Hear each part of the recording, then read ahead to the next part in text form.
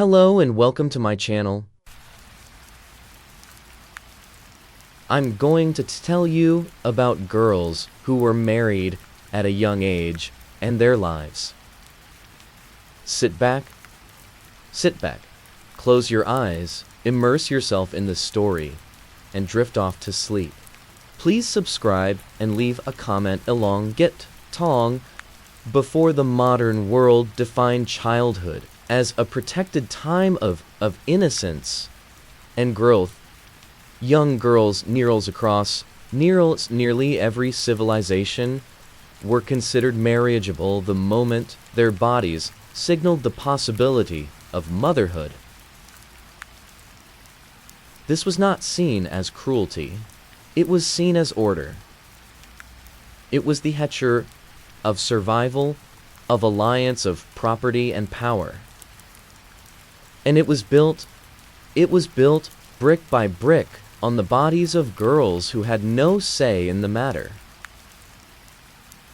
This documentary explores one of the most widespread and enduring practices in human history: child marriage, not as a distant curiosity, as a deeply embedded institution that shaped empires, dynasties, economies, and the private lives of millions of women who had the chance to become anything other than wives and mothers before they were old enough to understand what ire truly meant. We begin not with statistics, but with silence. The silence of girls whose names were recorded only as daughters, then as wives, then sometimes as mothers, and rarely as anything else. We begin with the understanding that the history of child marriage is inseparable, the history of women's subjugation, from the history of property, from the history of war, diplomacy, and the long, slow struggle for the radical idea that a girl's life belongs to her. In ancient Mesopotamia, in the river valleys, where the first cities rose and the first laws were written, marriage was a legal contract between families. Girls were given in marriage as young as 10 or 11 years old, sometimes younger. The Code of Hammurabi, written in Babylon around 177–454 BCE, did not protect girls from early marriage. It codified it. A father had the legal right to betroth his daughter before she could walk to the altar herself. Once she was promised, she was property, not in a metaphorical sense, but in the most literal, legal sense of the word. The price paid for a bride, the bride price or dowry, depending on the direction it flowed, was negotiated with the same care as a land deal, because that is essentially what it was. A girl's reproductive capacity, her labor, her social connections, and her compliance were being traded. Her feelings, her fears, her desires existed outside the frame of the transaction entirely. In ancient Egypt, the situation was both similar and, in certain remarkable ways, different. Egyptian women of the common class enjoyed more legal rights than their counterparts. In most ancient civilizations, they could own property, enter contracts, initiate divorce.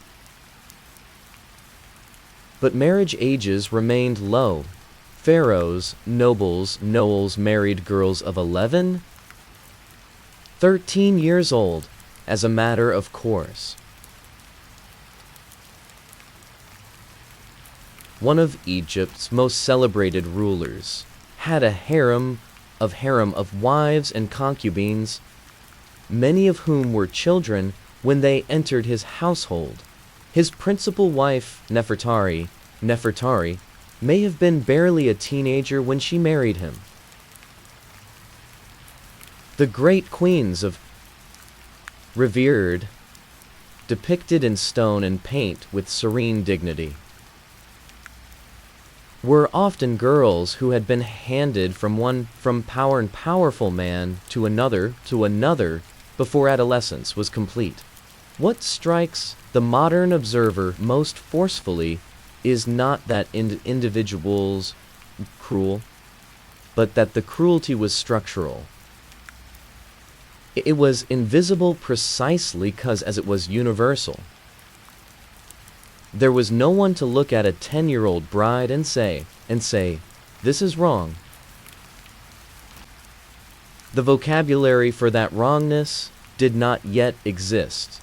In ancient Greece, the civilization so often celebrated as the birthplace of democracy and philosophy, were typically married between the ages of 12 and 15 to men who were often 2 or 3 decades their senior. The groom's age was tied to his status and was expected to establish himself economically and socially before taking a wife. The bride's youth was tied to her value. The younger she was, the more certain her virginity, and the more years of reproduction lay ahead of her. Aristotle, for all his philosophical brilliance, recommended women marry around 18, which was considered relatively late. The philosopher noted that girls who married too young suffered in childbirth.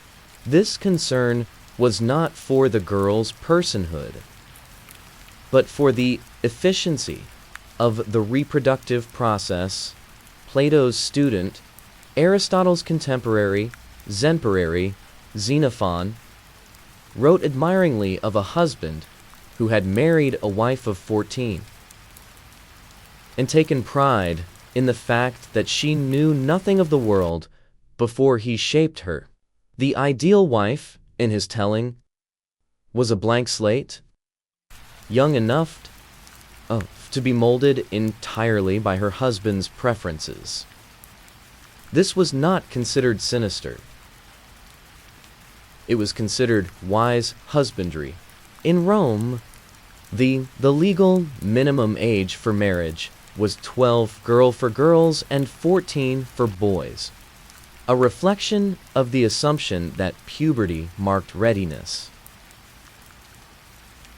But betrothals often occurred years earlier, and girls could be living in their husband's household before the marriage was consummated. The Roman jurist Ulpian wrote that a girl betrothed 7 could be legally married.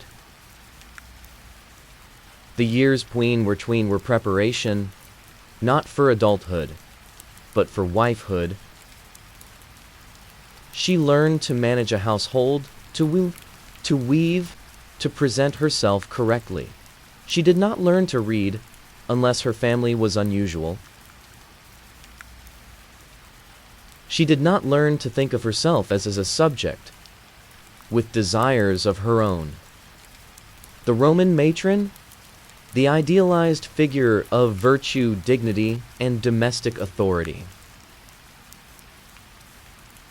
was almost always someone who would become a wife before she was a full person. Her dignity was real. Her authority within the household was real.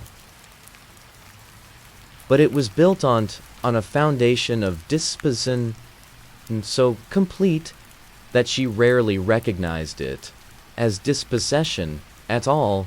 Bueling, Duis, Artesta Sagan, Nakrusuk Jedig Suk, Jelin lady.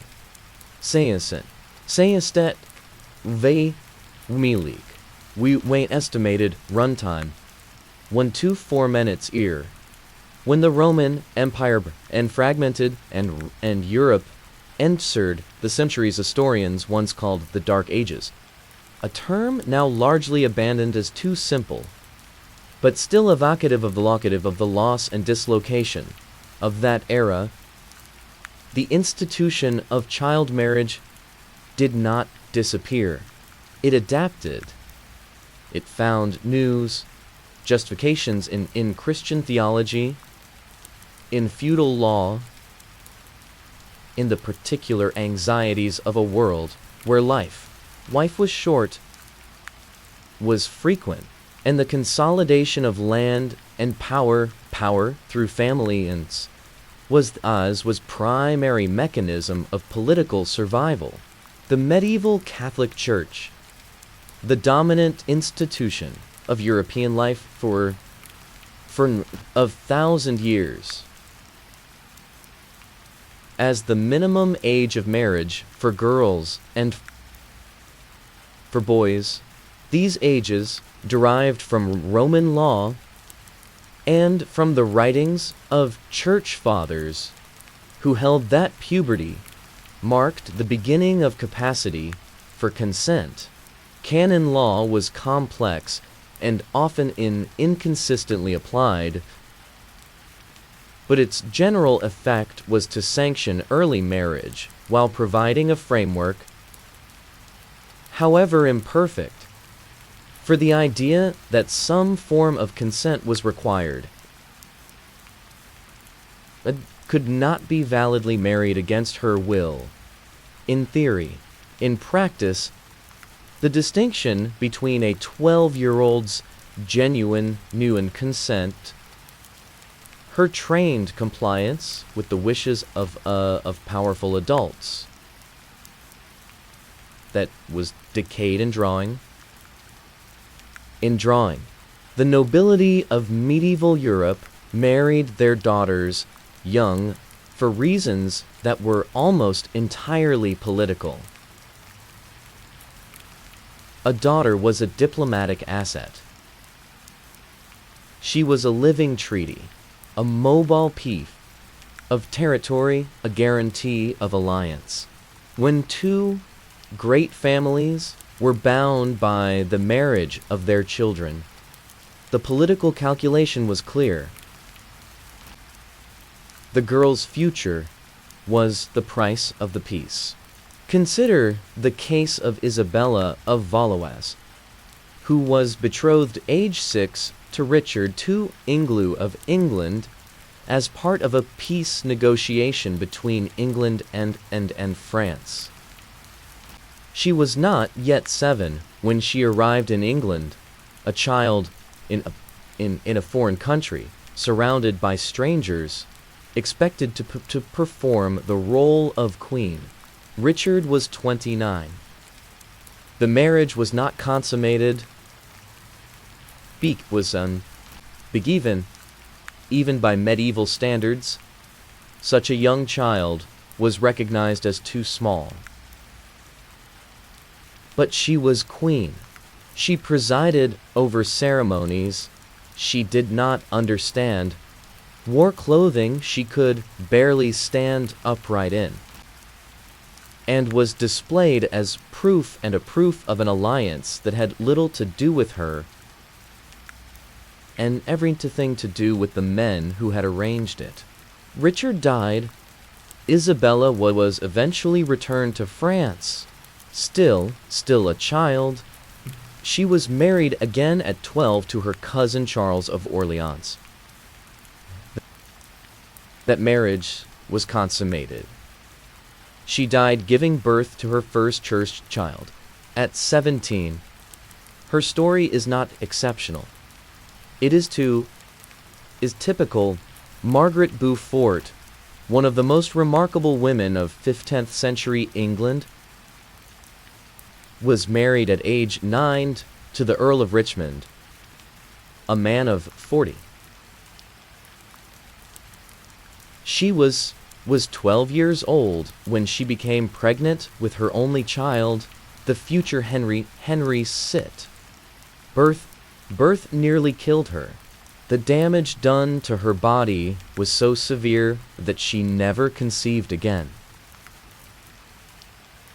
Margaret went on to become a powerful political figure, patron of learning, a formidable survivor.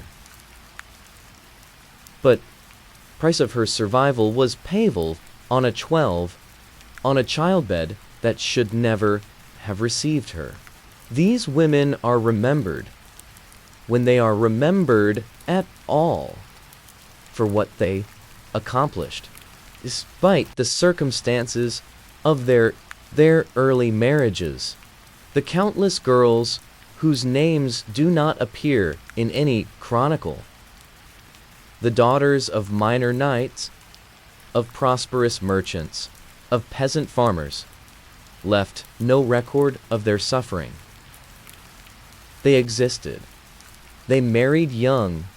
They bore children or died trying. And they passed into silence. In feudal Japan, the practices were remarkably similar in structure, if different cultural expression.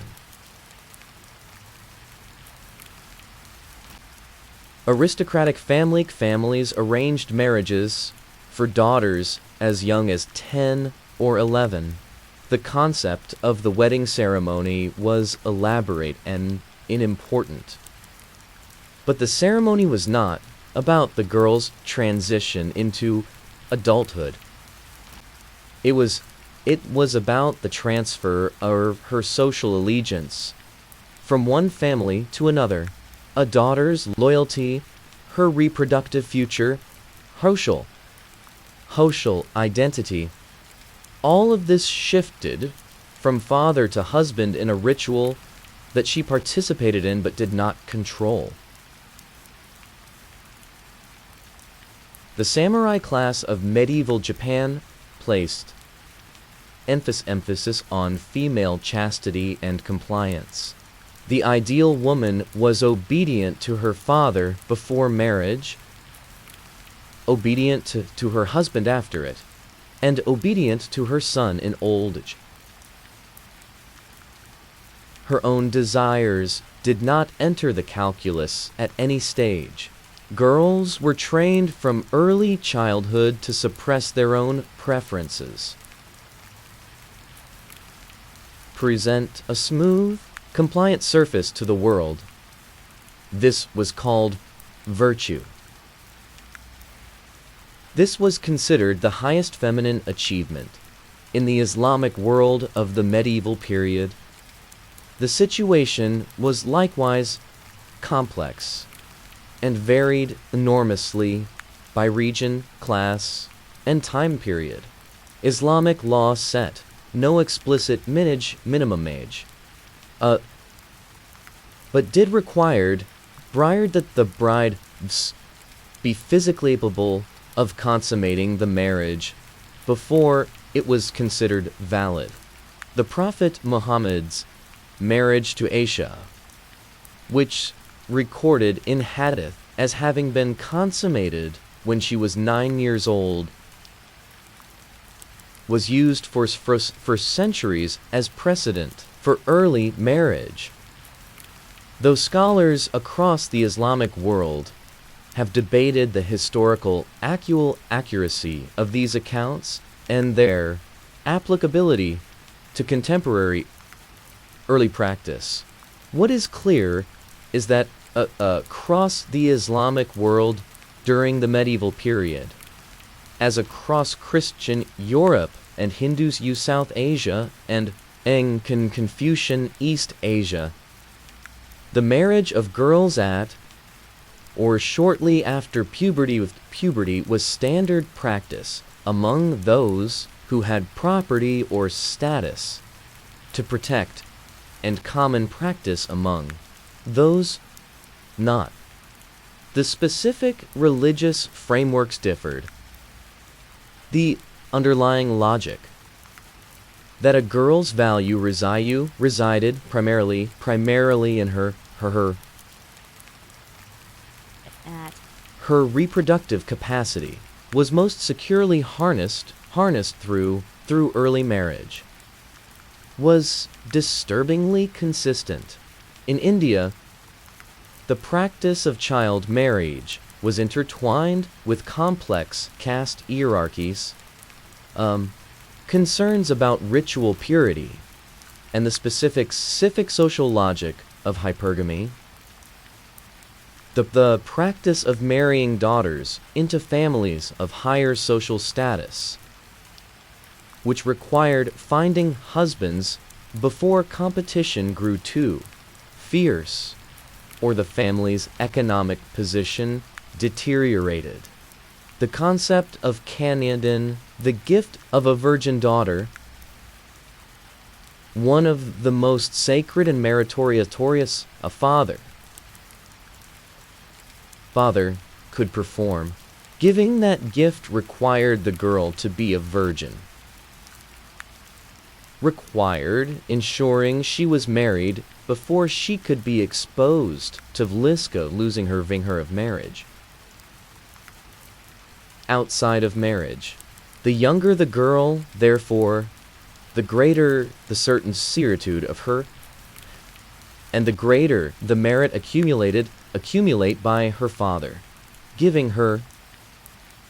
This logic was not secret or shameful. It was publicly celebrated. It was the foundation of elaborate religious rituals. The suffering it paused. The girls separated their families. The physical damage of early childbirth. The psychological consequences of being bound to a stranger before one could properly understand the meaning of the bond, was absorbed into a framework of religious obligation that made resistance not merely difficult, but literally unthinkable. Buum tres hans vre ve erken modern donem dege dunyada sadit bir jelinek estimated runtime 2 4 minutes.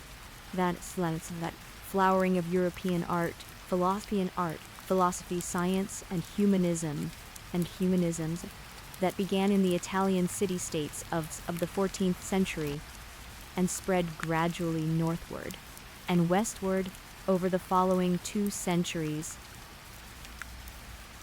did not liberate girls. This is worth stating plainly because the Renaissance is so often narrated as a story of expanding human possibility, of the rediscovery of classical learning, of the celebration of human dignity and potential. But the humanism of the Renaissance was, with very few exceptions, a humanism for men. The girls who sat for portraits by Leonardo da Vinci and Raphael and serene, beautiful, luminous, were often barely teenagers. They were displayed as aesthetic objects, as social achievements, as proof of their family's refinement. Their inner lives were as invisible as they had ever been. Lucrezia Borgia, one of the most notorious figures of the Italian Renaissance, was first betrothed age 11. She was married at 13 to Giovanni Sforza, then had that marriage annulled, and was married again at 17 to Alfonso of Aragon, then was widowed under suspicious circumstances and married a third time at 21 to Alfonso d'Este. Her life was a succession of in which her personal preferences were irrelevant. She had been trained from birth to understand herself as an instrument of her family's ambitions. She was intelligent, educated by the standards, and entirely without control of her own destiny. Katerina Sforza, by contrast, this woman who seized power she could and became famous for her ferocity in defending it. She too had been married young, betrothed at 9, married at 14. She bore children almost immediately and went on to fight own battles with remarkable tenacity. Her story, celebrated as an exception, a triumph of individual will over circumstance, but the circumstance itself, the system that made her a bride at 14 and gave her no legitimate path to power other than through the men around her.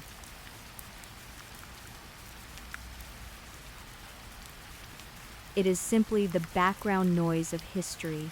In England, the Tudor period, some of the most famous royal marriages in history, many of which involved very young girls. Catherine Howard, who became Henry VIII's fifth wife, was likely between 13 and 17 years old when she was presented at court and attracted the king's attention. Henry was 49. The age gap was staggering by modern standards. By Tudor standards, it was unremarkable. A young girl and a powerful older man.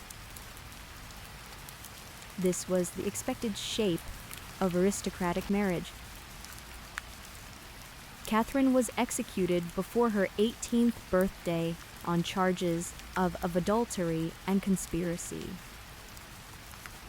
She had been a child. She had been a child, entered the orbit of power, and she died still barely out of childhood.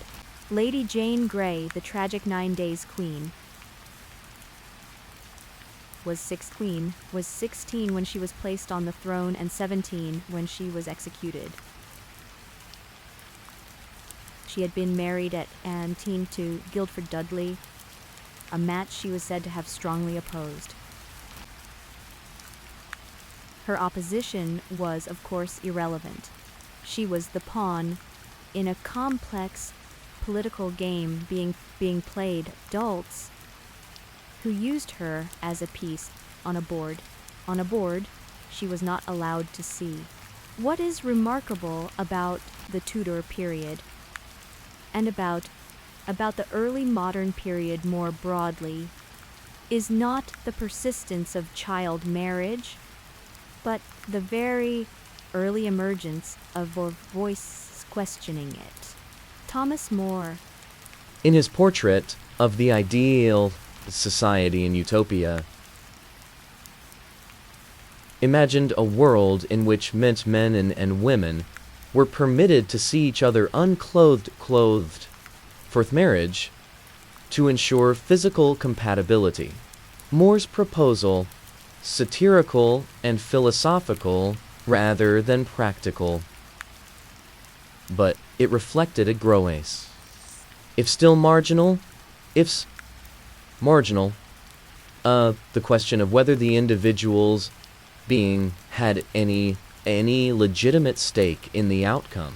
The Protestant Reformation, which convulsed Europe in the 16th century, to the institution of marriage itself. Protestant reformers rejected the Catholic framework of marriage as a sacrament and reconceived it as a civil contract.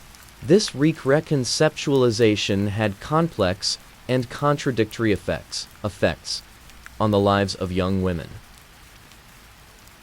On one hand, some Protestant thinkers raised the minimum aim of marriage and emphasized the importance of genuine consent.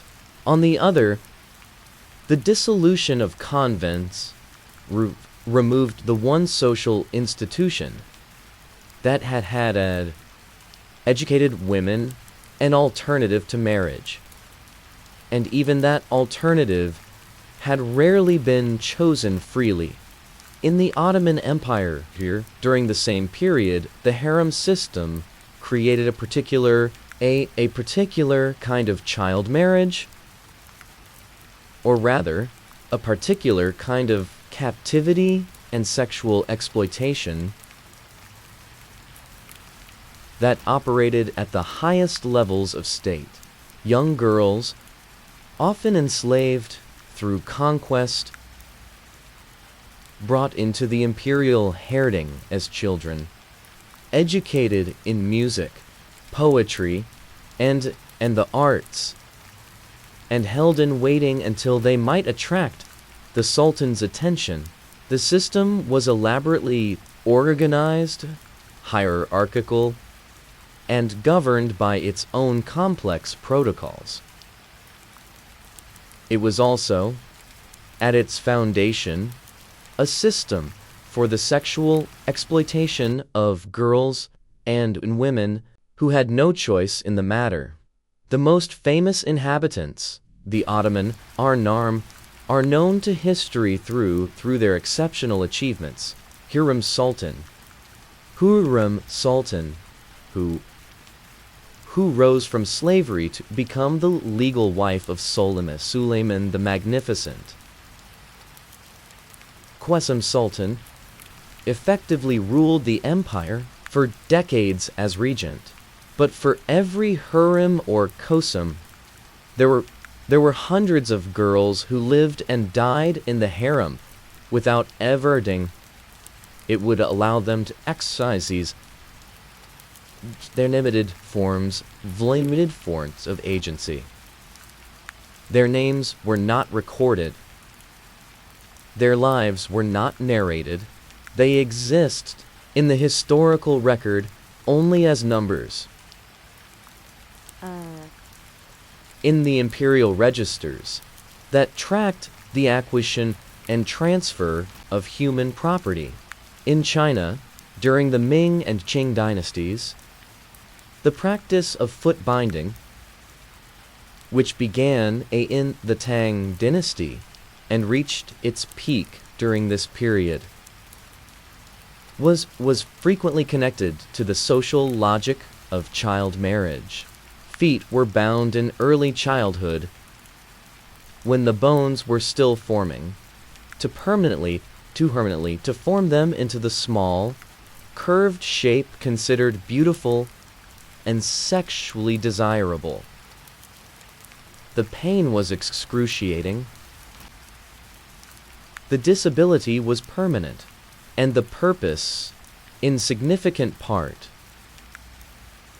to make women more attractive to the men who would marry them, which is to say, to make their bodies into objects shaped by and for male desire from the earliest possible age. Girls with bound feet could not walk long distances, could not work in the field, could not escape. Their physical limitation was also their social limitation. A girl with perfectly bound feet was desirable. A girl with unbound feet was considered ugly and unrefined, and her marriage prospects suffered accordingly. The binding of feet was performed by mothers and grandmothers.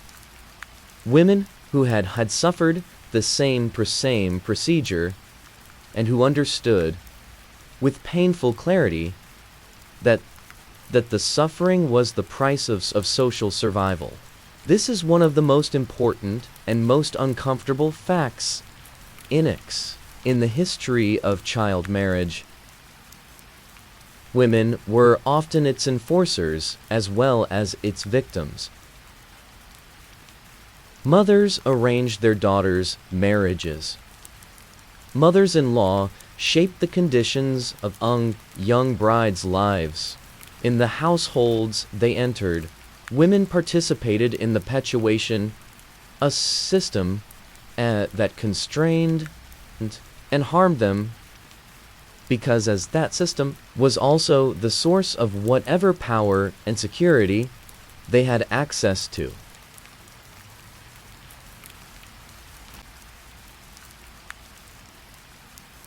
It illuminates the depth of the trap. Volum quater colonialzes vicricuricel sukuk evli ligi. Sumir jonamin danamain. Sumembeden isliler estimator runtime. Estimated when time Pihutor. When European powers began their project of colonial expansion, reaching into the Americas. The Americas, Africa, Asia, and the Pacific from the late 15th century onward, they encountered a bewildering diversity of marriage practices. Among the peoples they colonized, some of those practices involved the early marriage of girls. Others involved elaborate courtship rituals that gave young people considerably more agency than European custom allowed. The colonizers, by and large, were not interested in these distinctions. They brought with them their own assumptions about marriage, gender, the proper ordering of society. Assumptions that were themselves grounded in a tradition of female subjugation. And they imposed those assumptions with the full weight of political, economic, and military power. In the Americas, the Spanish and Portuguese conquest brought devastation on an almost incomprehensible scale. Indigenous populations were decimated by disease, warfare, and forced labor. Indigenous social structures, including their marriage practices, which varied enormously across the thousands of distinct cultures of the Americas, were either destroyed or forcibly transformed. The Catholic Church imposed its own marriage canon on the survivors, which meant, among other things, that girls as young as 12 could be legally married. In some regions, colonial administrators encouraged early marriage as a mechanism of social control. Because married women were considered more securely attached to the household and less likely to disruptive. The encomienda system, which assigned indigenous people to Spanish colonizers, laborers as forced laborers, kid criolage, in which the sexual exploitation of indigenous women and girls was as effective institutionalized. The line between marriage and concubinage was often blurred. And the line between concubinage and rape was blurrier still. Indigenous girls who entered the households of Spanish colonizers as servants, as concubines, or as wives occupied an extraordinarily vulnerable, in which their legal status offered little real protection. In Africa, the encounter with European colonialism was similarly catastrophic. Though it played out over a longer time period, and with somewhat different mechanisms, the transatlantic slave trade, which transported approximately 12 million Africans to the Americas between the 16th and 19th centuries, had devastating effects on African family structures, the disruption of communities, the separation of families, the creation of desperate economic conditions. All of these made young women more vulnerable to early and coerced marriage, as families sought to secure what limited protections they could through family alliance. Within Africa itself, marriage practices varied enormously. In some cultures, girls were married at or shortly after puberty. In others, young people had considerable say in the choice of their partners. The arrival of European colonial tended to destabilize the more protective customs, while leaving the more exploitative ones because the colonizers' primary interest was not the welfare of African women and girls, but the maintenance of social order in service of colonial economic extraction. In South Asia, British colonialism, one of the most complex and consequential encounters between colonial power and indigenous marriage practice. The British, arriving in India, their own long tradition accepting early marriage among the nobility, while gradually raising the legal marriage age for the general population. In a pantity in which child marriage was widespread and deeply embedded in religious, casta, and economic. The British colonial response was contradictory. On one hand, some British administrators and Christian missionaries campaigned vigorously against practices they considered barbaric, including child marriage, the immolation of widows, known as sati. On the other hand, the British were deeply reluctant to interfere with what they called Hindu personal law, both because they feared provoking resistance and because their own legal traditions were constant less of girls' rights. The age of consent controversy in colonial India, which erupted in the 1880s, in the 1880s, and then the 1990s, illustrates this contradiction with painful clarity. The immediate trigger was the case of Fulmani Dasi, an 11-year-old girl in Bengal who died after her husband, a man in his 30s, raped her. Under the existing law, the age of consent for sexual intercourse was 10 years old.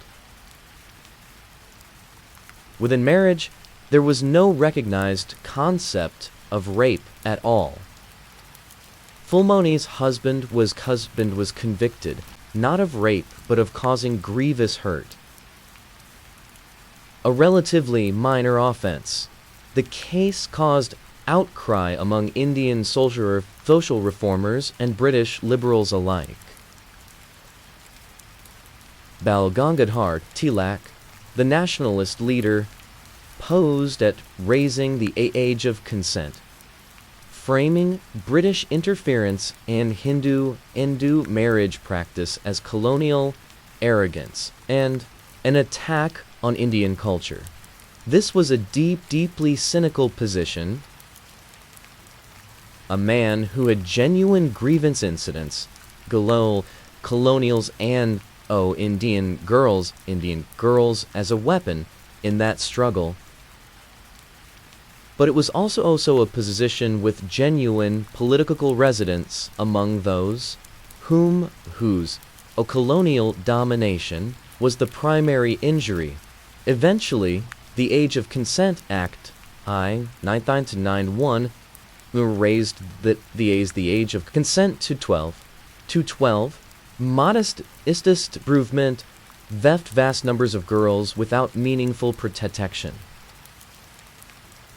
The act was widely evaded, and its passage did little to change the underlying social for most women and girls in the settler colonies. Australia, Canada, the United States. Indigenous girls faced a particularly brutal form of dispossession. Colonial governments systematically indigenous children from their families, placed them magicians. Mission schools were settler households, where they were often subjected to sexual abuse and early marriage or labor exploitation. The explicit goal of many these systems was cultural destruction.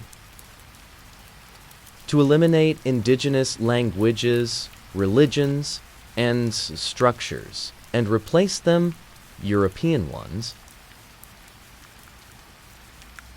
The implicit mechanism was the control of indigenous girls' bodies and reproductive futures.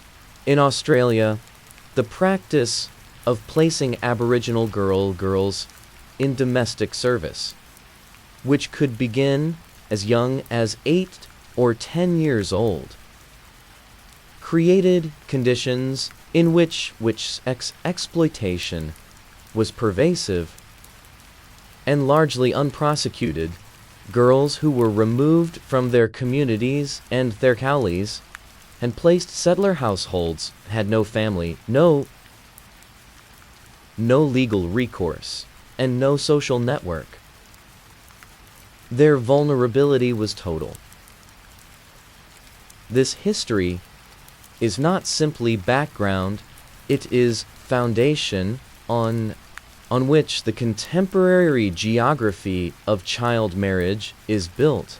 The countries with the highest rates of child marriage today are concentrated in sub-Saharan and South Africa and South Asia regions that were subjected to centuries of colonial disruption, economic extraction, and deliberate undermining of whatever social structures had previously provided women and girls with protection. The colonial past is not separate from the contemporary problem. It is the ground from which it grows. Biolium Singh. Modernism is vis journess. Dig is sing the ineffable Mukadelair, a estimated runtime. But Tuam's in its 19th century, the first resistance to child marriage in historical record. This resistance did not emerge from nowhere. It was the product of converging forces as the spread of light in ideas about individual rights and human dignity, the growth of women's movements in Europe and North America, the increasing influence of reformist religious movements, the particular outrage of individuals, often women, often themselves survivors of early marriage, who found the vocabulary to name what had previously been considered simply the way things were in Britain. The campaign to raise the age of marriage had been building slowly since the 17th century, when reformers had begun to question the propriety of very young brides. It was the 19th century that produced the legislative changes. The Matrimonial Causes Act of 1857, which created a civil divorce court England for the first time, was one step. More directly relevant was the Criminal Law Amendment Act, 1885, which raised the age of consent from 13 to 16. A change driven in significant part by the journalist W.T.T. states its expose of child prostitution in London, which created a public scandal that forced legislative action. The campaign behind Steed's expose was organized largely by women, including the Birmingham Josephine Fien Butler, whose advocacy for the rights in girls in the context of sexual exploitation was decades ahead of its time. Butler understood then something that many of her contemporaries resisted, that the vulnerability of girls, actual exploitation, and early marriage were not separate problems, but manifestations of the same of the sayings of female subordination. You could not dress one without confronting the other. In the United States, the abolitionist movement and the women's rights movement were deeply intertwined, and both drew the ways in which black women and girls, enslaved women and girls specifically, subjected to sexual exploitation and forced reproduction as a matter of routine. Enslaved girls had no legal protection against marriage, forced separation of families. Their bodies were the property of their enslavers. The horror of this reality was central to the abolitionist argument, and it forced white women reformers to confront the ways in which there are all if privilege coexisted with severe subordination. Elizabeth Cady Stanton, one of founding figures of the American Vanconfinates, connected the subjugation of women in marriage to the subjugation of enslaved people in explicit terms. Both were forms of property ownership. Both denied the personhood of the person being owned. Both depended on legal systems that refused to recognize the victim's capacity self-determination. The parallel was imperfect but illuminating.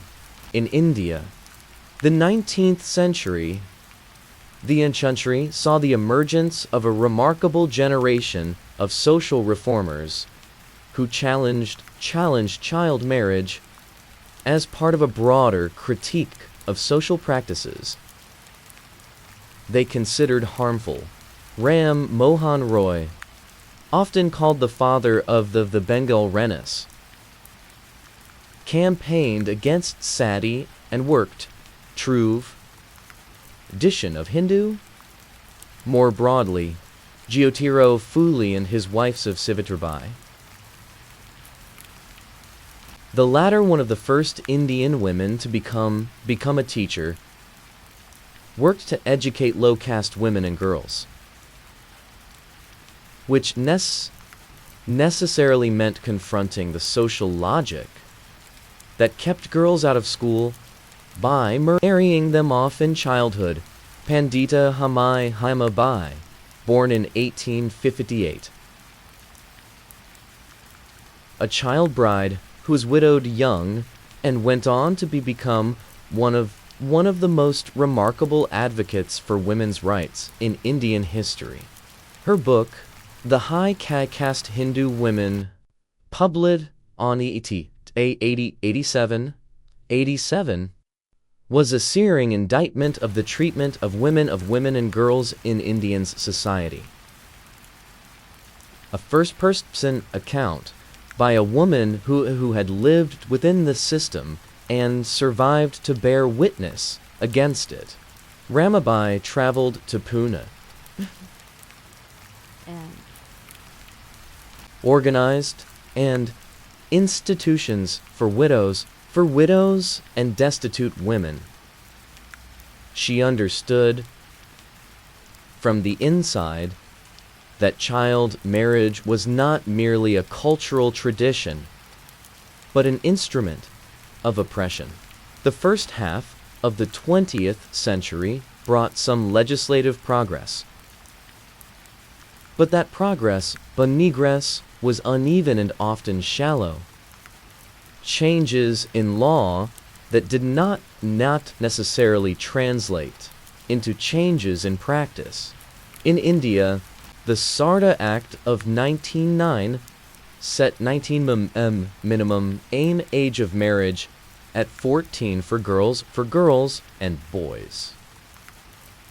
The act was passed after a long campaign by social reformers, but its enforcement was weak and largely symbolic in rural areas where traditional practices were deeply entrenched.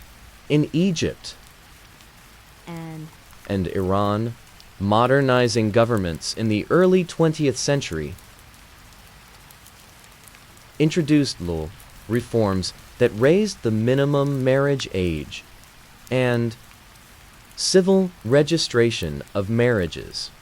Mustafa Kemal Atatürk's program of radical modernization in Turkey included the replacement of Islamic family law with a civil code modeled on Swiss law, which set the minimum age of marriage at 17 for girls and 18 for boys. These reforms were real and consequential for urban, educated women. For rural and conservative communities, their effect was limited. China's tumultuous century produced dramatic formal changes in the status of women. The marriage law of 1950, enacted shortly after the Communist Revolution, explicitly prohibited child marriage, prohibited the payment of bride prices, and guaranteed women the right to. It was a sweeping legislative transformation. The challenge, as always, was the gap between the law on paper and the reality on the ground, especially in rural communities where traditional practice had deep roots.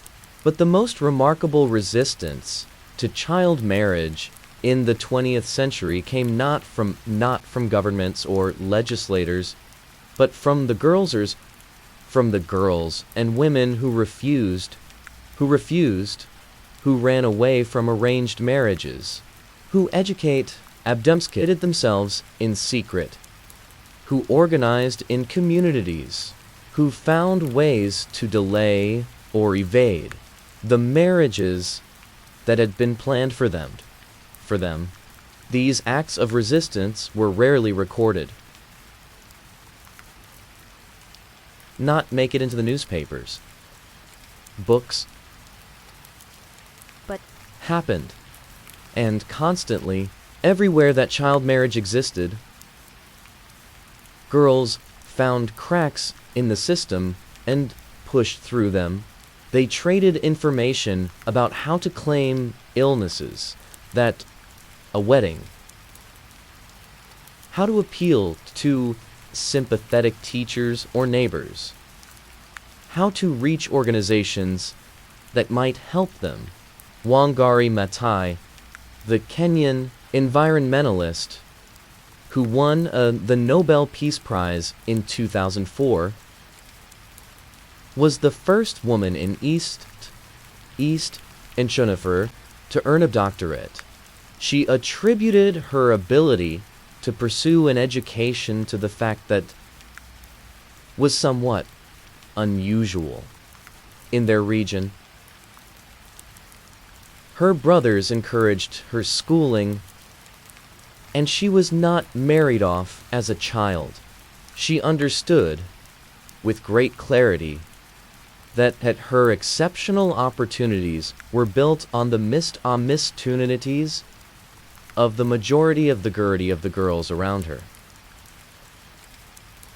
Her Nobel lecture spoke directly to the interconnection environmental degradation, poverty, and the oppression of women and girls.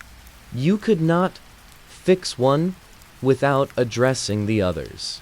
Bulalam says, Sokuk at lilignin bil vili Hyatler, Jersek Sinislar, a estimated runtime.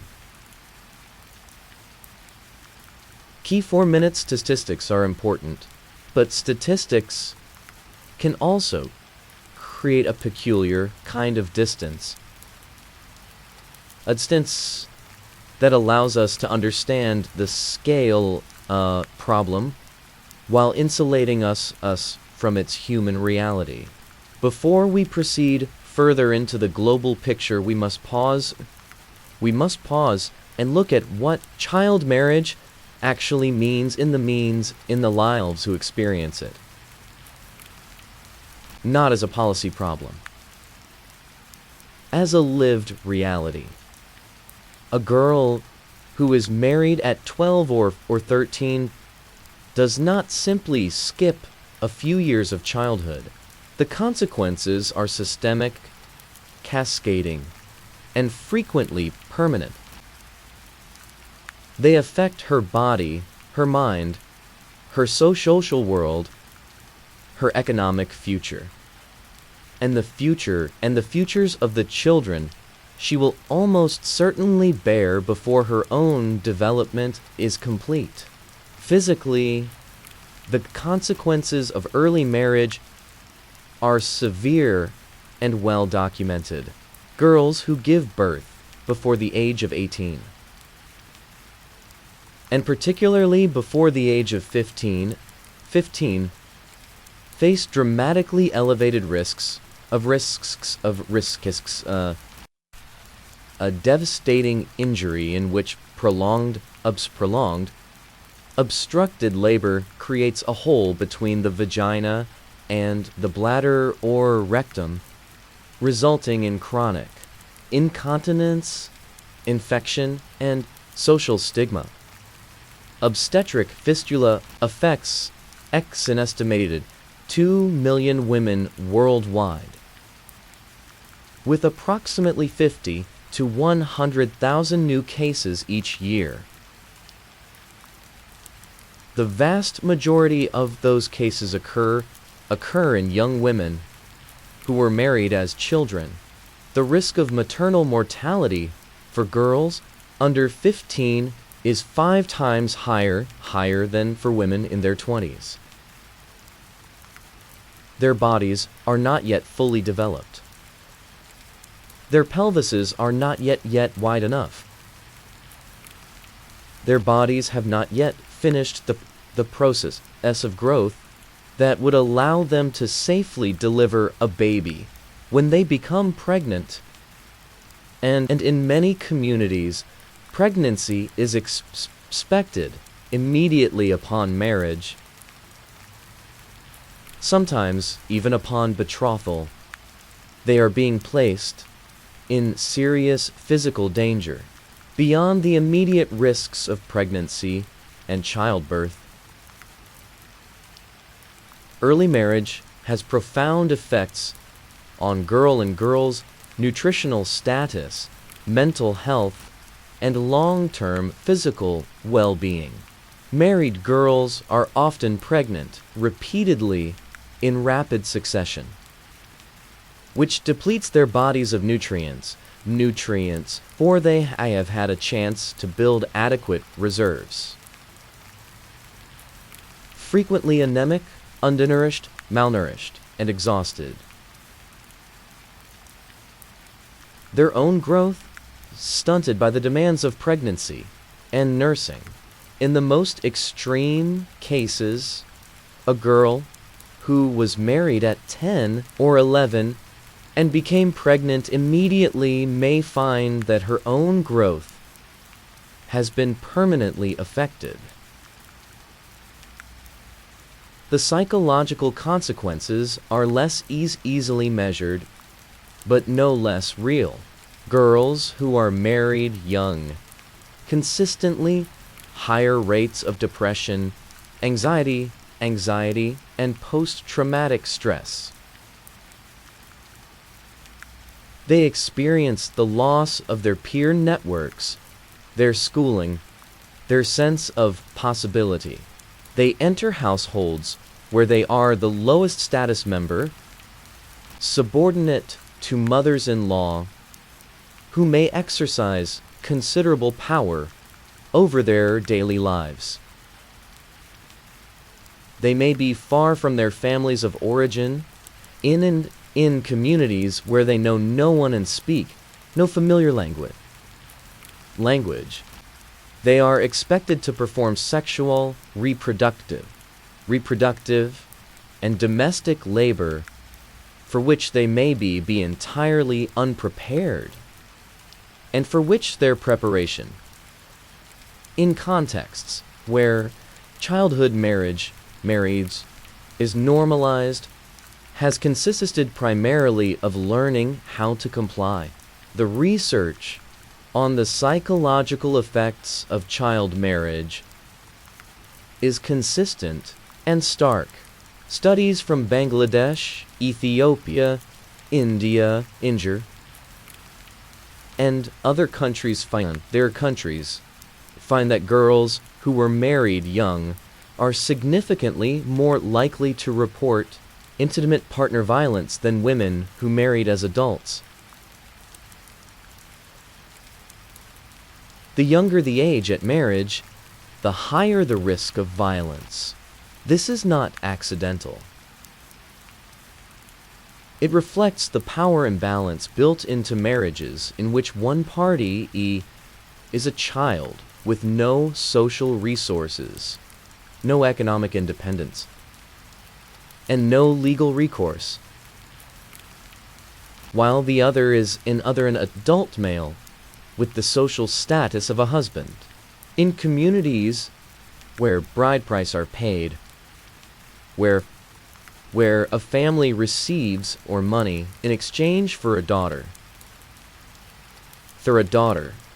there is an additional of exploitation. The girl's family has received payment for her.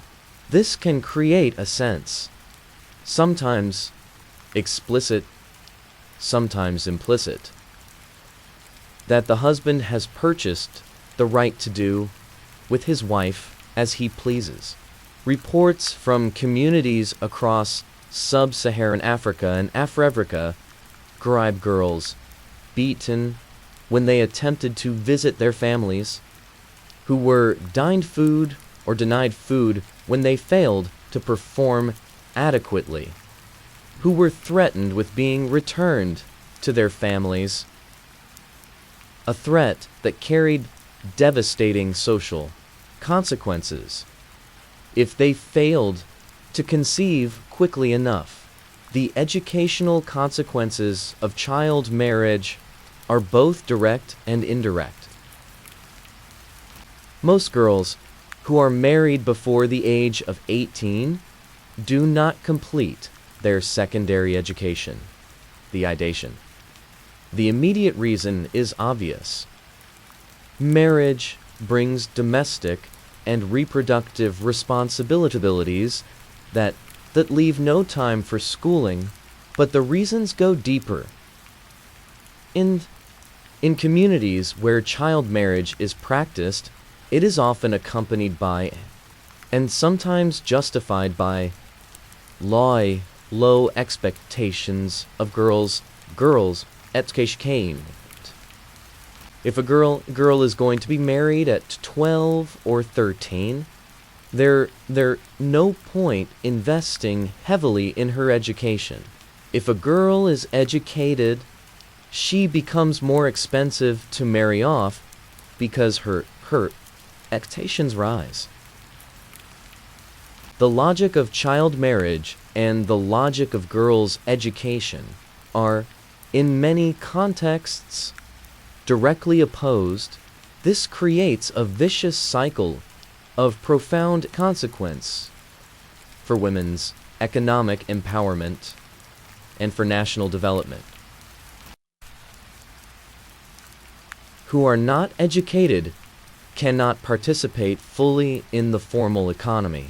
Girls who marry young and have many children in rapid succession cannot accumulate savings, start businesses, or build professional networks that translate into economic security. Girls who experience violence in their marriages, And as we have seen, this is the majority, are further impeded in their ability to pursue economic opportunities. The economic cost of child marriage is not only personal, it is national. The World Bank has estimated child marriage costs countries billions of dollars in lost human capital. Increased healthcare costs, and the perpetuation of intergenerational poverty. Countries with high rates of child marriage have lower GDP growth, higher rates of maternal infant mortality, higher of illiteracy institutions across the board. The connection is not coincidental. It is structural. Consider the story of Amina, not a specific individual, but drawn from hundreds element of dotted cases. Amina is 12 years old and lives in a rural area of sub-Saharan Africa. Her family is poor. Her father decides to accept a bride price offered by a man from a neighboring village. Amina is taken out of school, which she loved, and moved to her husband's home. She is pregnant within months. The birth is difficult. She survives, but her recovery takes a long time, and is pregnant again before she has fully healed. By the time she is 18, she has 3 children and an exhausted body. She has no education beyond the primary level. No marble schools, no Norcal, no savings. Her husband controls all the household's finances. If he is violent, and he is sometimes, she has nowhere to go. Her family received the bride price. They will not take her back. The community does not consider what is happening to her to be abuse.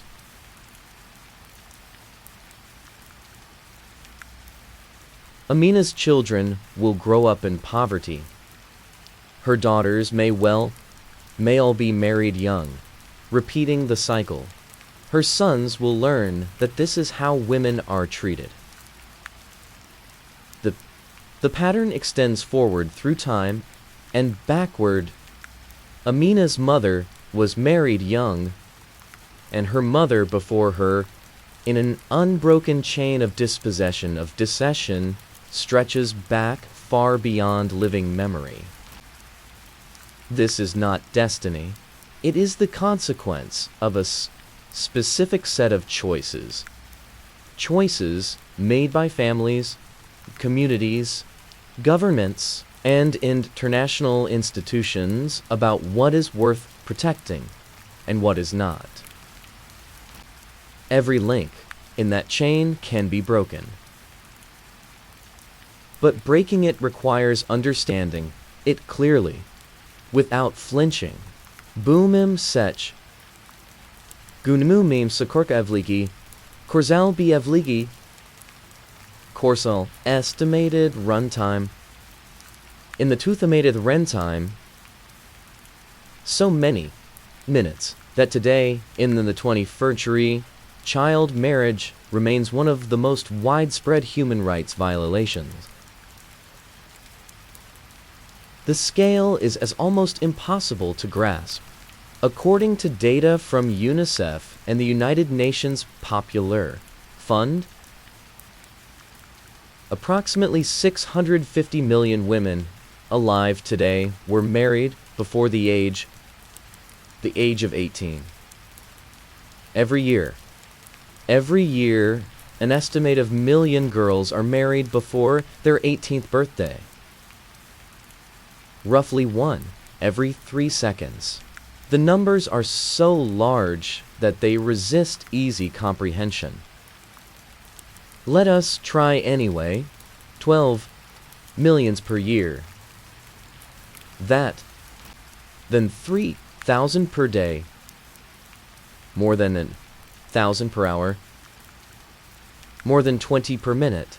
Every minute that passes, more than 20 girls somewhere in the world are being bound to marriages they did not choose, in circumstances that will likely limit or destroy the possibilities of their lives. The geographical distribution of child marriage is not random. It is concentrated in specific regions, and within those regions in specific populations: poor, rural, uneducated, belonging to marginalized ethnic or religious minorities. Niger has the world's highest rate of child marriage. Approximately 76% of girls are married if married at the age 18, and 28% before the age of 15. The Central African Republic, Chad, Mali, Bangladesh, Burkina Faso, South Sudan, and Guinea round out the top 10 countries by prevalence. In absolute numbers, the greatest burden falls on South Asia, particularly India and Bangladesh, simply because the population is so large. But child marriage is not confined to the global South. In the United States, 44 states that permitted child marriage as recently as 2020. Often with parental or judicial consent provisions that allowed girls as young as 12 or 13 to be married. Between 2000 and 2010, 200,000 children were married in the United States, the vast majority of them girls. The practice was common in some religious communities and in rural areas. Some of those girls were married to adult men that would be considered rape if it occurred. Blurred outside marriage was entirely legal within it. The overlap between child marriage and sexual abuse is not coincidental. In many legal systems, marriage historically been treated as a blanket consent to sexual intercourse, which means that a child who could not legally consent to sex outside marriage could be legally subjected to sex within it. This legal anomaly, which persists in the domestic law of numerous countries, in including some with otherwise strong human rights records, is not a minor technical detail. It is a fundamental statement about whose bodies matter and whose do not. The drivers of child marriage in the contemporary world are well bud by researchers and practitioners who have spent decades studying the issue. Poverty is the most consistent and powerful driver. Families who cannot afford to feed, educate, and care for their children often see marriage, particularly early marriage for girls, as an economic strategy. A daughter who is married off brings in a bride price, reduces the number of mouths to feed, and transfers the financial burden of her to another family.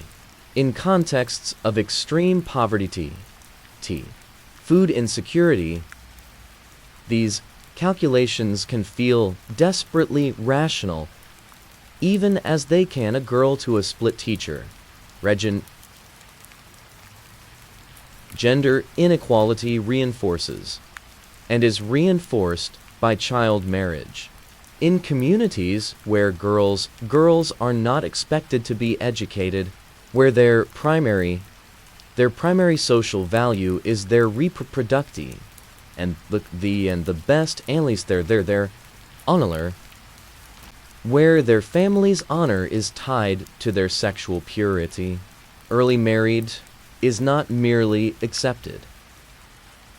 It is actively desired. Getting a daughter married before she can accused of sexual impropriety, before she becomes an economic burden, before she devotes ideas about ownership that might complicate the family's plans. All of these simultaneously, insecurity in the form of conflict, displacement, natural disaster, and economic crisis dramatically increases the risk of child marriage. Families facing violence or instability often turn to early marriage as a protective strategy. That a married daughter is safer than an unmarried one. This belief is frequently wrong. Married girls are often more vulnerable to violence, not less, but reflects a genuine and understandable response to conditions of profound insecurity. The COVID-19 pandemic, which disrupted economies and school systems around the world beginning in 2020, is estimated to have placed an additional 10 million girls at risk of child marriage. When schools close, girls are more vulnerable. When economies contract, families become more desperate. When social monitoring systems break down, uses that might previously have attracted attention go unnoticed. The pandemic illuminated, with brutal clarity, how fragile the progress of recent decades has been, and how quickly it can erode. It can erode when circumstances change. Legal reform has been one of the primary tools used to address child marriage. Over the past several decades, the majority of the world's countries have enacted laws setting minimum age of marriage at 18, without exceptions. Law and practice are not the same thing. In many countries, the formal legal minimum age of marriage is undercut by exceptions for parental or judicial consent. By the failure to register customary or religious marriages, by weak enforcement capacity, by corrupt or complicit local officials, by community norms that do not recognize the validity of external legal restrictions on marriage. Bangladesh, for example, has as a formal legal minimum marriage age of 18 for girls.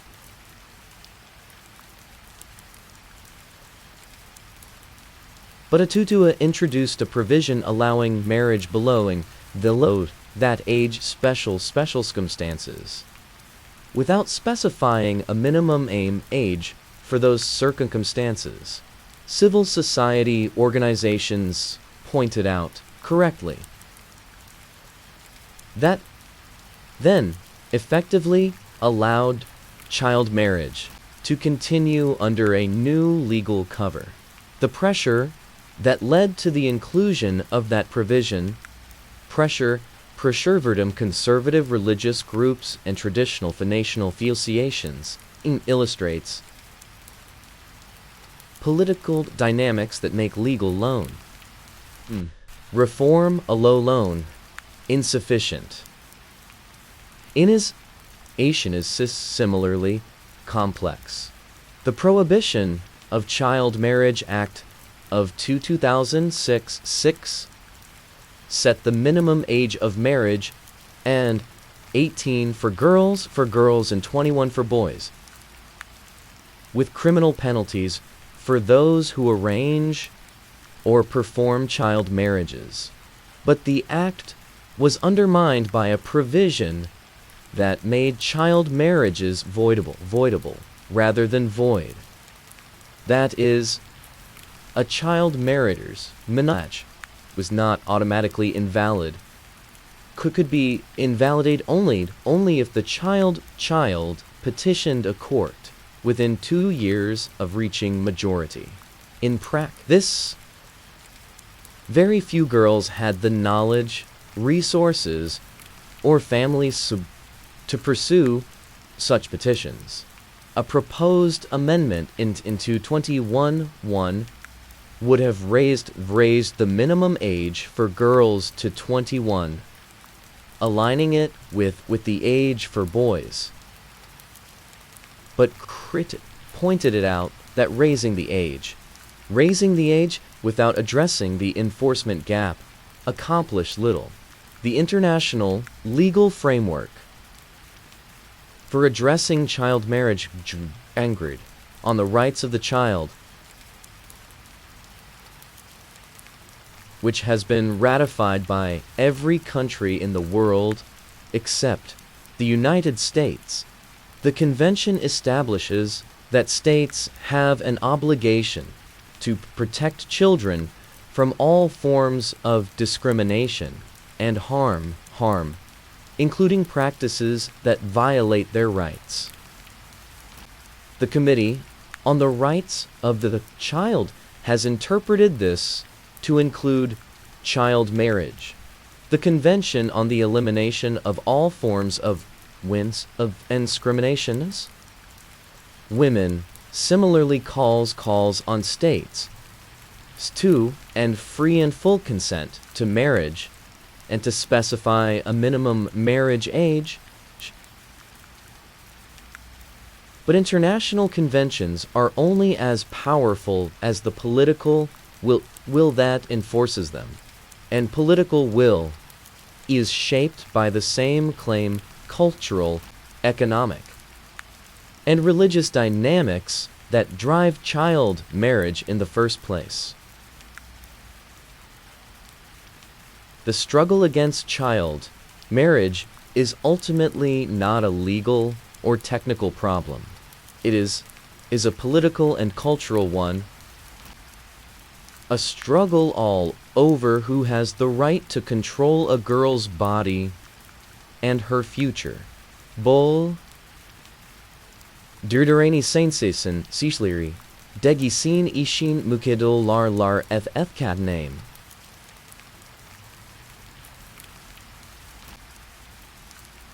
known a puri. Puri history is not only a record of oppression.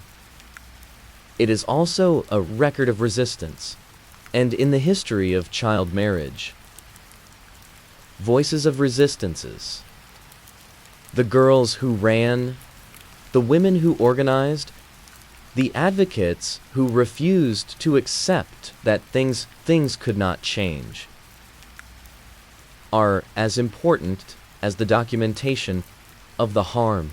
Nujud Ali was 9 years old when her father arranged her marriage to a man in his 30s in Yemen.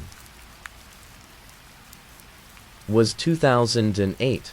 Nujud endured physical abuse and rape before she made a decision that required extraordinary courage for a child.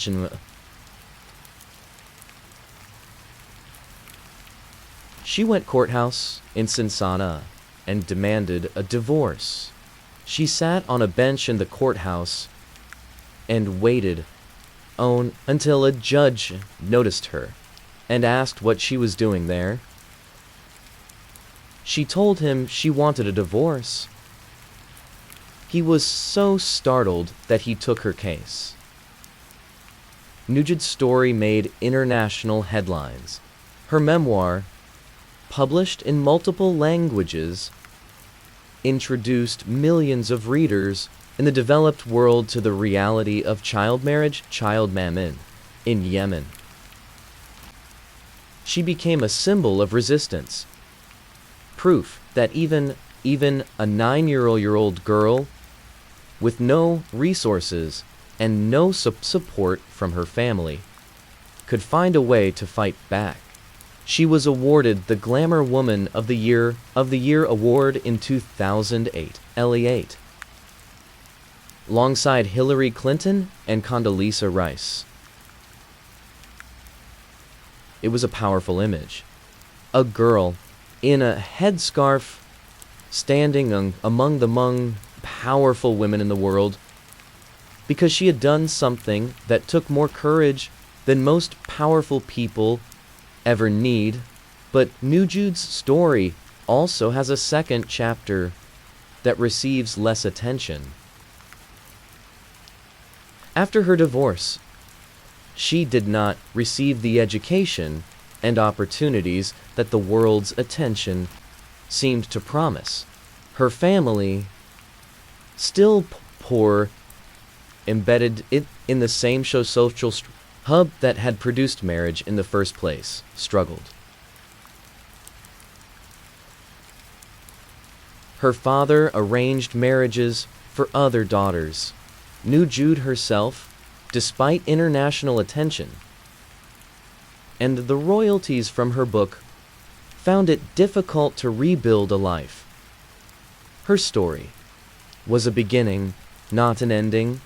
Ending, a crack in the wall, not the wall's demolition. Malala Yousafzai, whose name is known around the world since she survived an assassination attempt by the Taliban in 2012, advocating for girls, understood from her earliest childhood that education and child marriage were directly connected. In the Swat Valley, where she grew up, the Taliban had imposed restrictions on girls' education that were justified in part by traditional gender norms, including the expectation that girls would be married young and would not need formal education. Malala's father ran a school and believed passionately in the right of girls to learn. His belief and Malala's courage in advocating for it publicly made her a git. Malala's story is often narrated as a story about education, and so it is. But it is also a story of the entire constellation of practices. Child marriage that combines to deny girls the possibility of full human development cannot separate the fight for girls' education from the fight against child marriage. They are the same fight on different fronts. Amina Wadud, the American Islamic scholar, has spent decades challenging interpretations of Islamic law that are used to justify early marriage and other forms of women's subordination. Her work on gender and the Quran, a careful, skillful engagement with the primary sources of Islamic jurisprudence, thus uses that the subjugation of women is not mandated by Islam, but is the product of interpretive traditions that reflect the patriarchal assumptions of those who developed them. Her argument isn't not simply that early marriage is harmful by modern standards. It is that early marriage and the broader subordination of women is a distortion of a religious tradition that is capable of supporting much more egalitarian interpretations. This kind of internal religious reformism is particularly important because external pressure on authorities to abandon child marriage often produces defensive reactions that make change harder. When reformers from outside a community tell its members that their practices are barbaric and must change, the result often a strengthening of resistance. When reformers from within a community argue that their tradition has been distorted, can be for more just purposes, the conversation has a different character. Organizations like Girls Not Brides, founded in 2011, and are now comprising more than 1,500 member organizations in over 100 countries, developed sophisticated approaches this advocacy complexity seriously. They do not advocate for a simple imposition of Western legal norms on non-Western communities. They advocate for genuine engagement with communities, support for community-led change, and attention to the economic and social factors that drive child marriage, as well as the cultural ones. They understand that changing a practice requires connect that in this condition that makes cautionals.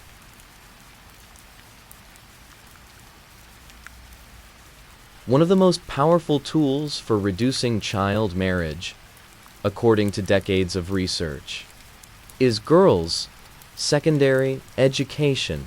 When girls stay in school past primary level, their rate of child marriage drops dramatically. The connection is not merely that educated girls have more knowledge of their rights, though this matters. It is that girls who are in school are physically located in a space that provides some protection. That girls who are educated have economic prospects that make them more valuable unmarried than married. That the social connections girls form in school give them a peer network that can support resistance, and that education raises girls' expectations for their own futures in ways that make them more likely to resist or delay marriage. This is why attacks on girls' education whether by the Taliban in Afghanistan, Boko Haram in Nigeria, or other groups with ideological commitments to female subjugation, so closely connected to the perpetuation of child marriage. Keeping girls out of school is a strategy for keeping girls in marriages. The two are inseparable. Ethiopia has seen remarkable progress in reducing child marriage over the past 2 decades, in significant part by community-level interventions that combined girls' education, economic support for families, and community engagement with traditional leaders and religious authorities. The approach recognized that change could not be imposed from outside, but had to emerge from within communities. Supported by external resources and coordination, in the Amhara region, which historically had one of the highest rates of child marriage in the world, marriage rates for girls under 15 dropped more than half between 2000 and 2016. This progress is real and hard-won. It demonstrates that change is possible, even in where practices are deeply entrenched. But it also demonstrates how much work remains. A 50% reduction in child marriage in one country over 16 years, celebrated as a major achievement, still leaves millions of girls unprotected. Bil Bolimov Sasavligai Kermak V. Brenlar A. Estimated runtime 2-4 minim. History. The history of child marriage is not only history of systems and statistics. It is a history of individual human beings who lived within those systems, experienced aesthetics as the substance of their own lives, and sometimes found ways to speak about what they had endured. Their testimonies are not comfortable reading. They should not be. Discomfort is appropriate when we confront the reality of what has been done and what continues to be done. To girls whose humanity has been discounted by the societies into which they were born. In the oral histories collected by researchers working in rural Bangladesh in the early 2000s, a recurring theme is the shock of the wedding night. Girls who had been married at 11 or 12 describe being completely unprepared for what marriage meant physically. Their mothers had not told them. Their communities had no vocabulary for the conversation. They understood that marriage involved something. They had seen made women, had heard whispered conversations, but they did not understand what. The combination of ignorance and powerlessness of thus the first month, particularly traumatic for many of these women. They were children who had been placed in situations that would have been challenging for adults and were devastating for them. In the memoirs and testimonies of women from the Indian subcontinent as children in the early 20th century. Women who later became educators, activists, politicians, there is a recurring pattern. The marriage itself is described, the kind of detachment, a formal recounting of the events. The accelerates. The years of childbearing, the adjustments demanded, the gradual accumulation of resources, knowledge, experience that made survival possible. Then, sometimes, the moment of transformation. A book read. Teacher encountered, a conversation overheard that opened a window onto a different kind of life. And then the sustained effort to reach through that window, to pull oneself through it, to build something in the space beyond. These women's stories are memorable, not only for their resilience, but for their clarity about the cost of that resilience. They understood what had been taken from them. They did not romanticize their early marriages, their urges, or celebrate the strength that suffering had built in them. They mourned what they had lost and fought for what they had not been given. They were not graceful. They were furious about it, especially when that fury was expressed in careful, measured, politically strategic language. Savitribai Phule, the 19th century Indian educator and reformer, was married at 9 years old to Jyotirao Phule, who was 12. Their marriage, unusual in many ways, became a partnership in education and social reform. Savitribai became the first female teacher in India, opening schools for girls and low-caste children at a time when both considered not only unnecessary but dangerous. She faced extraordinary hostility. People threw mud and dung at her as she walked to school. She kept a spare sari in her school bag so she could change when she arrived.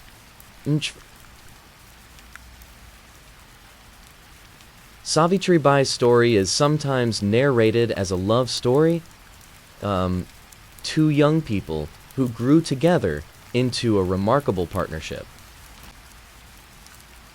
And so it was, in important ways. But it was also a story of a 9-year-old girl who did not choose her marriage, whose life was profoundly shaped by a decision no part in making. The fact that the marriage turned out well, that Drutro proved to be an unusual man who genuinely respected her intellect and supported her ambitions, does not change the structural reality. Most girls who were married at 9 did not have Jyotiro Phulu as their husband. In contemporary testimony collected by human rights organizations working in areas of conflict and displacement, the stories often are starker and the outcomes more grim. A girl from South Sudan describes being married at 13 to a man who was 35. She had been taken out of school. She did not want to be married. She didn't know that she had a choice. Husband beat her regularly. She had her first child at 14. She had 3 children by the time she was 18. She had never returned to school. When the interviewer asked what she wanted for her own daughters, said, "I want them to go to school. I want them to finish school. I want them to choose for themselves. This is the testimony that repeats itself. Local variations across dozens of countries and thousands of interviews. What women who were married as children consistently want for their daughters is the education they were denied and the choice they were not given. They do not want their daughters to repeat their lives. They have seen it's from the cost from the inside, and they want to save their children from it. This is not passive acquiescence to the system. Most powerful form of resistance available to them. The determination to break the chain at the next link. Fatima Bhutto, the Pakistani writer and journalist, written about the double bind that educated women from societies with strong child marriage traditions face. To speak publicly against child marriage is often to be accused of cultural betrayal, of adopting Western values, of undermining traditional communities already under pressure from colonial and neo-colonial forces. The criticism is designed to silence, and it sometimes succeeds. But Bhutto and writers like her insist, understanding that the accusation of cultural love is itself an instrument of the same system that binds girls in marriage. Calling resistance cultural betrayal is simply a way of defending the system that causes the harm. The testimony of survivors and witnesses is not only important for what it tells us about the past and present. It is important because it creates the cultural and political conditions for change. When girls and women speak out what they have experienced, they challenged, then exilement. Challenge is mareb. They name the harm that has been named as tradition. They transform private suffering into public knowledge. They create evidence base for advocacy. They shame the institutions and individuals permitted the harm, and they demonstrate with the simple fact of their continued presence and their continued voices that girls are not simply objects to be disposed of. They are human beings with interior lives, with desires and memories and grief and hope. They have something, and they have been saying it across centuries in whatever languages and forms were available to them. We have nubbled to them. We have not always listened. It is past time that we did be lulldeaths, jealousagi bacchus, degye, digisine, Asia estimated run time. Over minutes. Portfolio from here. Where everything we go from here, after everything examined, the centuries, the culture history, the culture with drift, Bram, the documented harm, the persistent resistance. Is there reason for hope? The answer, carefully considered and honestly given, is yes. Not the easy optimism of those who have not looked closely at the problem. The false comfort of statistics that show progress without showing what remains, but a grounded, evidence-based, rooted in the reality, has happened, is happening, and can continue to happen. if conditions that support it are maintained and strengthened. The global rate of child marriage has been declining. 25 years ago, approximately 1 in 3 girls in developing countries was married before the age of 18. Today, that figure has dropped to approximately 1 in 5. This is genuine progress. It represents millions of girls whose lives were not constrained by early marriage. Girls who stayed in school, who built careers, who their own partners, who bore children when their bodies were ready and when they were prepared to parent. The decline is not evenly distributed. Progress in some regions has been much faster than in others, and in some countries rates have actually increased. But the overall trend is downward. What has driven this progress? The research points to a combination of factors, and the combination matters. No single intervention has proven sufficient on its own. Legal reform without enforcement changes nothing. Education without economic support for families runs up against the desperate economic logic of child marriage. Community engagement without legal can shift norms without changing behavior. The most effective programs address multiple drivers simultaneously. They keep girls in school. They provide economic support to families of community girls. They engage community leaders, including religious leaders, in conversations about the harm of child marriage and the benefits of girls' education.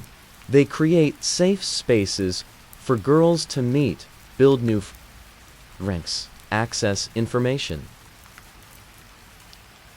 They train local advocates who can provide support to girls who follow up when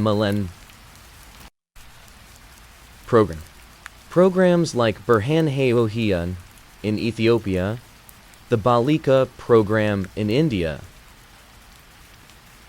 the Girl program in multiple sub-Saharan African countries have demonstrated through rigorous evaluation that multi-component community-based interventions can produce significant and sustained reductions in child marriage. These programs are not cheap, and they are not. Change at the community level, rooted in the genuine transformation of cultural norms, takes time and sustained investment. But it works. The role of economic development in reducing child marriage is crucial and complex. Poverty is the most powerful driver of child marriage, and reductions in poverty generally correlate with child marriage. But the relationship is not an automatic. Economic growth that benefits primarily men does not translate into improvements in women's status, may actually increase the demand for young brides as markers. Economic development programs that specifically target women's economic empowerment, microfinance, vocational training, women's land rights, equal inheritance laws, are much more likely to produce reductions in child marriage than general economic growth. Technology has emerged as an unexpected ally in the fight against child marriage. Mobile phones have given girls in remote areas access information that was previously unavailable to them. Information about their legal rights, about organizations that can help them, about other girls facing similar situations. Social media has created platforms for girls to connect and build networks across geographic and cultural boundaries. Digital platforms have made it possible for civil society organizations to monitor child marriages in real time and respond more quickly when girls are at risk. At the same time, technology creates new risks. Social media has been used to facilitate the trafficking of girls into forced marriages. Platforms have spread misinformation about the supposed benefits of early marriage. The same connectivity that empowers girls also exposes them to new forms of harassment and control. Technology is a tool, and like all tools, its effects depend on who controls it and for what purposes. The political dimension of reducing child marriage is unavoidable. Governments must be held accountable for the laws they enact and whether they enforce them. International organizations must maintain pressure on governments while also supporting the community-level change, without which legal reform is hollow. Donors, governments, foundations, private individuals must invest multi-year programs that have been shown to work, rather than demanding quick results from single intervention programs that cannot deliver them. The international human rights framework must be strengthened and its imitation mechanisms improved. The Convention on the Rights of the Child needs not only universal ratification, but universal implementation. Monitored, reported, and enforced through mechanisms that have genuine teeth. The Sustainable Development Goals, which include a specific and child marriage by 2030, provide a framework for accountability. But take that accountability seriously and are held to it. Perhaps most important of all, the work of changing the cultural norms that make child marriage seem not only acceptable, but desirable. This is the deepest and most difficult work. It cannot be done through legislation or international pressure alone. It must emerge from within communities, driven by the people who have the most at stake. The girls and women who have lived within the system and who want something different for themselves and their daughters. This change is already underway in thousands of communities around the world. Girls are organizing. Women who were married as children are speaking to their own daughters about what they experienced and what they want for them.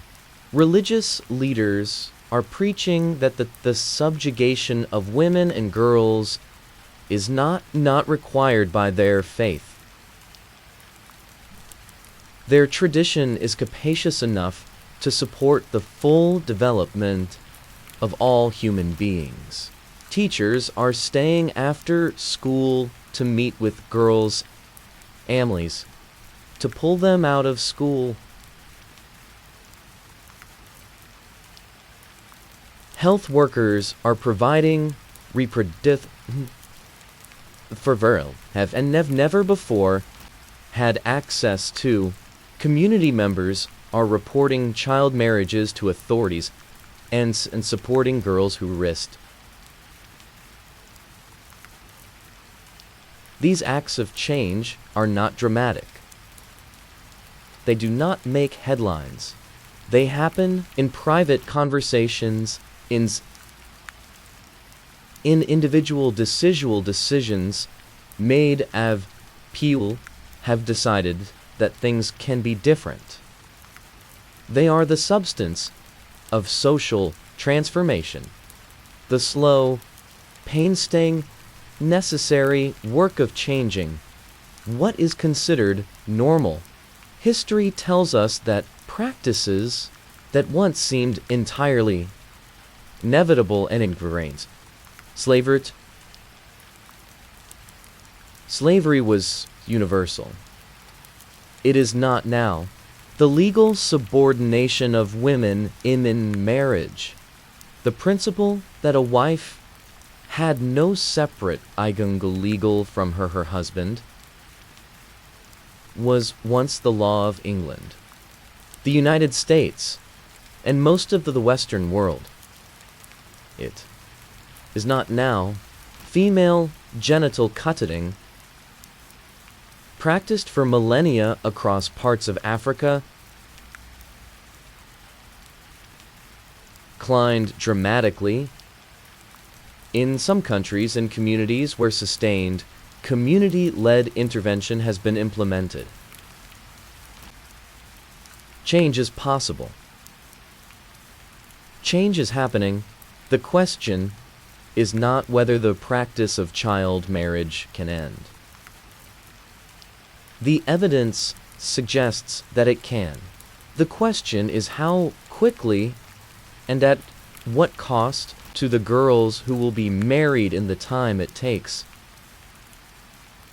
The girls who will be married this year and the year after and the year after, while the world slowly catches up to the understanding that their lives matter and their futures are worth protecting.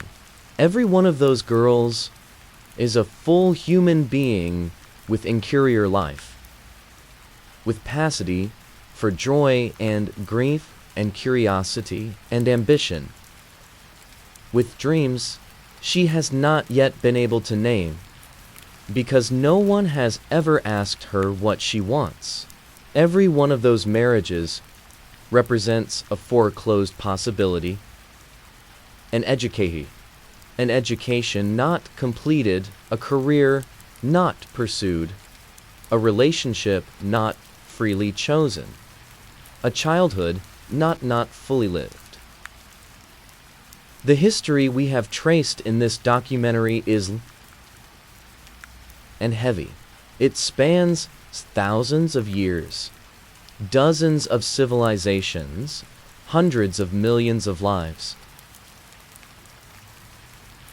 Is a history of harm that has been so normalized it became invisible, but it is also a history of resistance, of girls and women who refused the invisibility, who demanded to be seen, who fought for the right to be treated as full human beings, rather than as property, or as instruments of other people's purposes. They fought in conditions that made fighting almost impossible. They built on the struggles of those come before them. They created the conditions for those who will come after them. And they are fighting still. The arc of this history bend slowly with great struggle toward justice. Our work, the work of all who understand what is at stake, is to make that arc bend faster. For the 12-year-old girl in Niger whose father is negotiating her bride price this week. For the 14-year-old in Bangladesh whose mother is trying to keep her in school. For the 10-year-old in South Sudan who does not yet know awaits her. For all the girls whose names we will never know, whose stories will never be told, whose lives will be quietly foreclosed by a practice so ancient it has forgotten was ever a choice. It was always a choice, and it can always be made differently. That is the lesson of this long, and that is the ground of our hope.